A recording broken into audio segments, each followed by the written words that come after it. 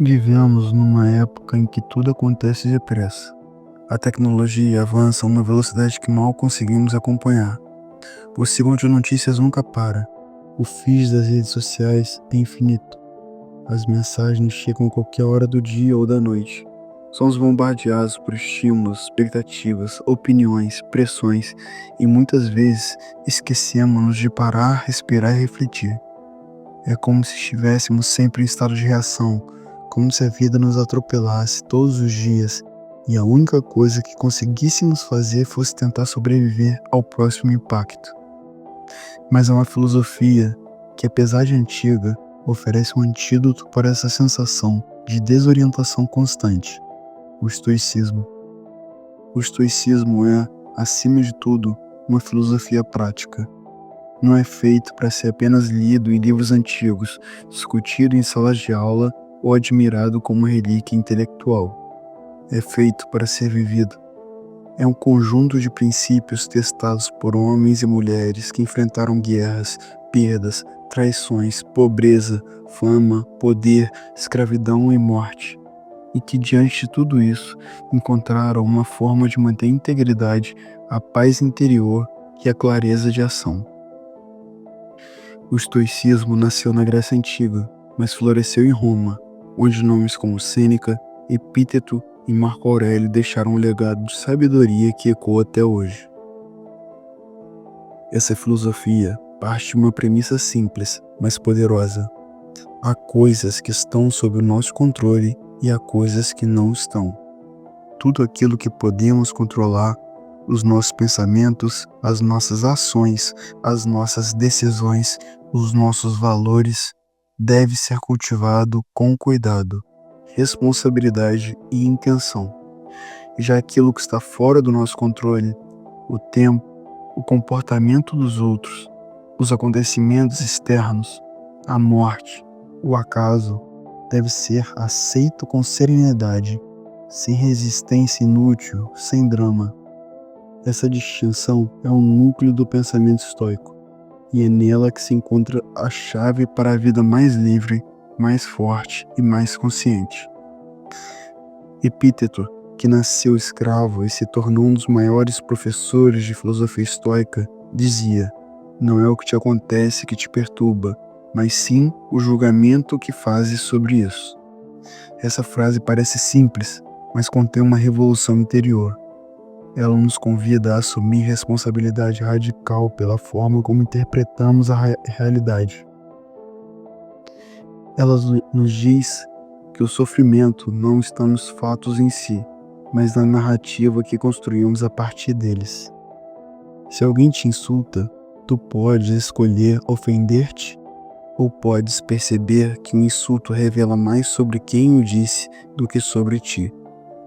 Se um plano falha, podes entrar em desespero, ou podes ver nisso uma oportunidade de reajustar o rumo e aprender. Marco Aurélio, imperador do Império Romano, governou em tempos de guerra, peste, traição e constante ameaça política. E mesmo assim, ele escrevia para si mesmo, em seu diário pessoal, reflexões que demonstram humildade, disciplina e compaixão. Em uma das suas passagens mais conhecidas, ele diz: "Tu tens o poder sobre tua mente, e não sobre os acontecimentos externos. Compreende isso e encontrarás força." Ele sabia que, por mais que fosse o seu poder político, havia muito que ele não podia controlar.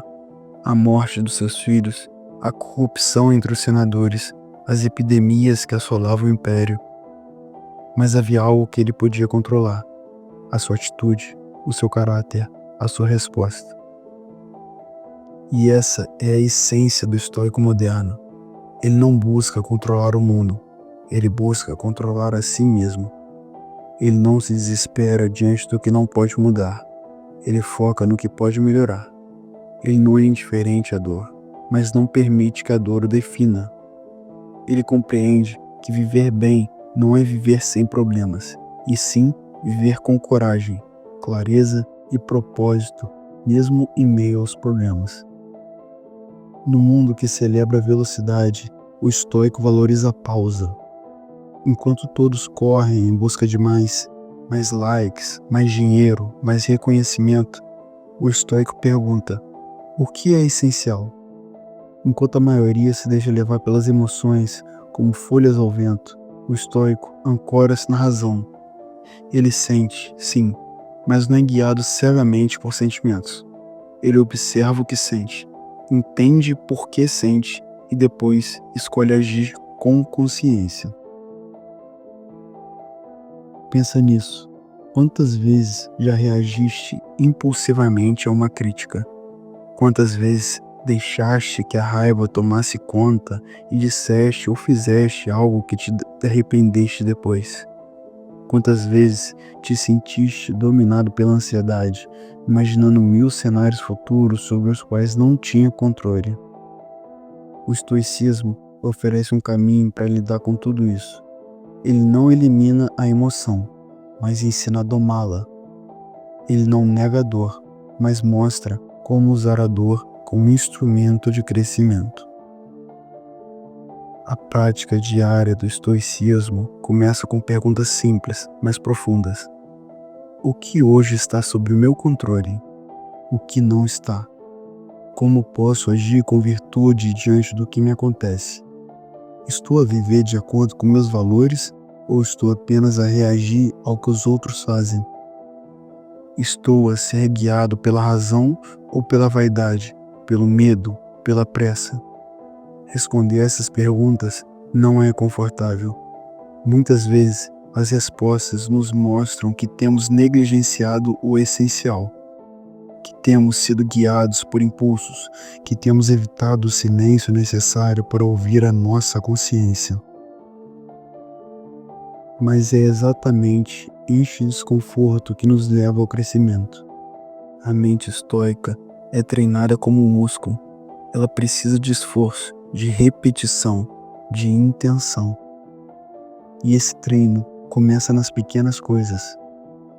Começa quando escolhes não responder à provocação, quando escolhes levantar mesmo sem vontade, quando aceita um atraso sem reclamação, quando escuta sem interromper, quando faz o que é certo, mesmo que ninguém esteja vendo.